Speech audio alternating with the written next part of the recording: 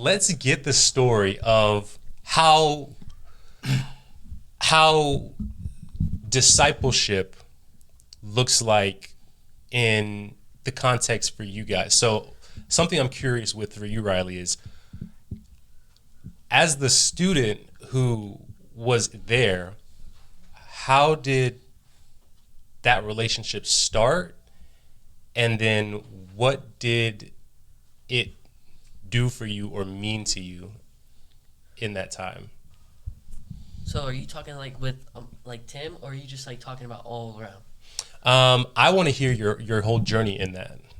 So when I was like young, like I was going to church and all that, and I didn't get to like fully dive in. And then when I started like coming to church more, understanding more of the Lord, and even Tim helped me with this journey. I want to say his name was Mr. Tony.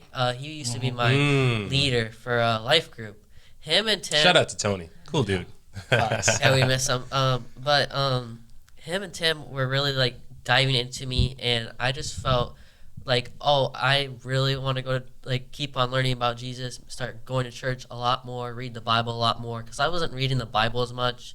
And so like me and Tim, even like off like life group, me and him did like devotions on like that Bible app, and like Tim really helped me with that, because like I didn't read the Bible as much, but he like kept on like texting me, hey, make sure you do the Bible app and like all that. So he reminded me, and like through life group, like he said, we were behind the scenes, he's like, yeah, he never talked during life group. Yeah, I was like a little shy because I'm not the best reader, but like I love reading. I'm trying to get better at it. But like just Tim trying to encourage me, try to like help me, and like and that was in 6th grade. So in 7th grade, I had him and Trey, and Trey is I love Trey. He is like, he helps me through a lot, and my mom went through a rough time, and so them helping me, they're like, oh, are you okay, every week. They were making sure, checking up on me, texting me. I was like, it feels like I have another family. Like Jesus like gave me another family, church gave me another family. So I was like, oh, I love church, and I'm like,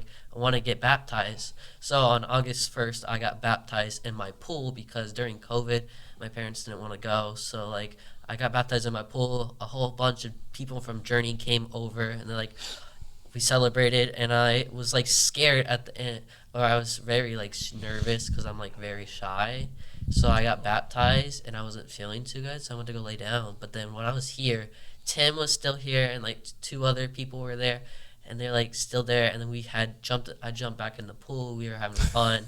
And then Tim was the one that he gave me a Bible for being baptized. A lot of people gave me like cards and like money. I'm like, I don't really want this, but my boy said, you don't want money. He gave me my boy said, here's 1,000 pages. And he gave me a book, and I was like, man. And I started reading it through, and then when I went to camp, I was like, man, I read like, I want to say I started through Matthews, and I went to like ended at Matthews. I think I started, I don't remember, but I did like, I was reading like consistent at camp. I even tried to hurry up at lunch and like go have my quiet time, and like it was like just consistent. And then now Tim's not my leader anymore, but like I'm still diving in, and I just want to thank him for that, because like I wouldn't be without him where I am right now. That's what's up. That is awesome. That is awesome, dude. That was awesome. I would like to just make a statement to everybody watching that we're gonna be talking about Journey a lot, and that's our church that we go to. So yes. When you hear us say Journey, we're talking about our church. Yeah, absolutely. Thank you for that, Tim. So Riley, you had mentioned a part in there where you said that after your baptism, you were a little scared afterwards. Yes. So I was a little anxious before the thing. I'm like, man, there's a lot of people coming over. Like, I was like, I don't know. Like, I don't know. Like, but then I was like, I jumped in the cold pool. It was very cold because we didn't turn the heat on. I don't remember it being that cold, but it was really cold. I was shivering, and then like, it's okay. And then before we could jump in the pool, there was like a group around me. We all prayed around me. It was nice. And then we did Instagram Live and Facebook, and like there was just like a lot of people thanking me. And then I got in there, I got baptized, and I came up out of the water. I felt like I was free from everything in my head and all that. And then everybody gave me a hug, and then I had a big headache, so I had to go lay down and all that. So. Okay, so the fear, somewhat stage fright of just being in front of all those people doing it. I don't really like being in front of a lot of people. I remember that.